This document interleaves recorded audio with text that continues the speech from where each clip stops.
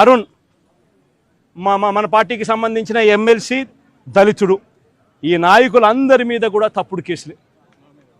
మా ప్రతాప్ అన్న కూడా ఇక్కడే ఉన్నాడు. ప్రతాప్ అన్న కూడా మీద కూడా ఇంకో తప్పుడు కేసు. ఇవి కాక ఇతర నాయకుల మీద, ఇతర కార్యకర్తల మీద సోషల్ మీడియాలో చంద్రబాబు నాయుడు గారి ప్రభుత్వం చేస్తూ ఉన్న అన్యాయాలను ప్రశ్నిస్తూ ఉన్న వాళ్ళ మీద కొన్ని వేల సంఖ్యలో కేసులు పెడతా ఉన్నారు, హరాస్మెంట్ చేస్తూ ఉన్నారు. నేను అడుగుతా ఉన్నా చంద్రబాబు నాయుడు గారిని, అయ్యా చంద్రబాబు, నువ్వు చేసే ప్రతి పని కూడా ఒక తప్పుడు సాంప్రదాయానికి నువ్వు విత్తనం విత్తుతున్నావు. ఇదే విత్తనం రేపొద్దున వృక్షం అవుతుంది. నువ్వు ఏదైతే ఇత్తుతావో అదే పండుతుంది. రేపొద్దున ఎల్లకాలం నీ ప్రభుత్వమే ఉండదు. రేపొద్దున కన్ను మూసుకొని కన్ను తెరిచేసరికి మరో 3 సంవత్సరాలు అయిపోతుంది. 3 సంవత్సరాలు అయిపోతే ఆ తర్వాత వచ్చేది మా ప్రభుత్వం. మా ప్రభుత్వం వచ్చిన తర్వాత ఇదే చంద్రబాబు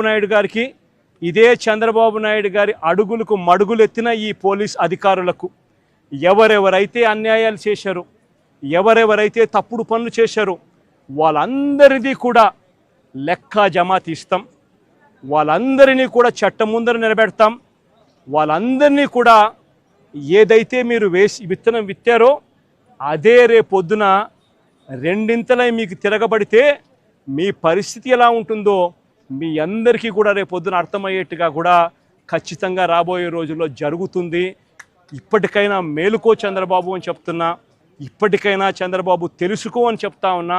ఇప్పటికైనా మీ నైజాన్ని, మీ వైఖరిని మార్చుకో అని చెప్తా ఉన్నా.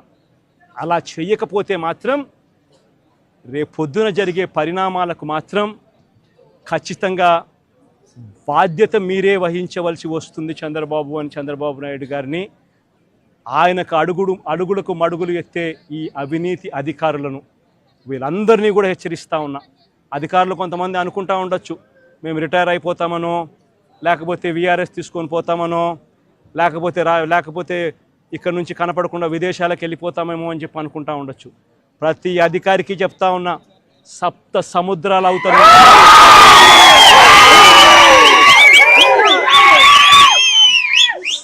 సముద్రాలు అవుతారున్నా చెప్తా ఉన్నా.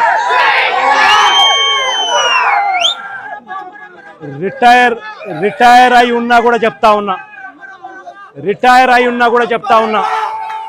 విఆర్ఎస్ తీసుకొని ఉన్నా కూడా చెప్తా ఉన్నా. ప్రతి ఒక్కరిని పిలిపిస్తాం.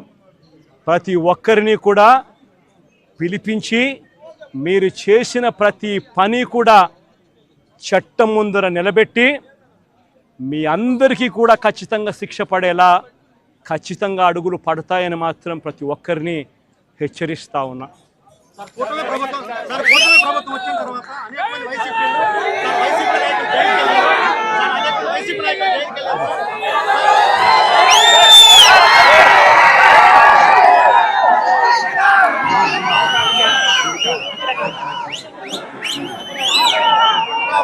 నేషనల్ మీడియా బయట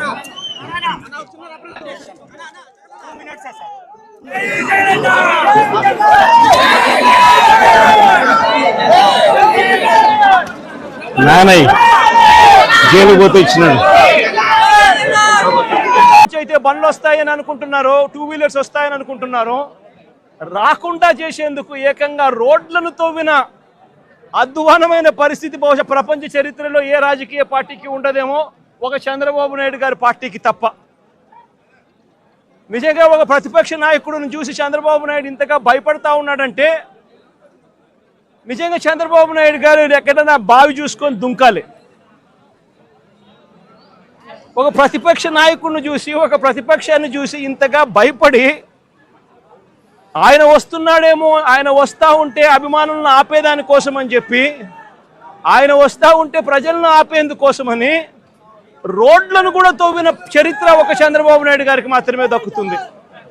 ఈరోజు దాదాపుగా 2000 పైచీలకు పోలీసులు, 2000 పైచీలకు పోలీసులు, లెక్కలేనంత మంది డిఎస్పీలు, డిఐజీ ఇక్కడే తిష్టేసినాడట.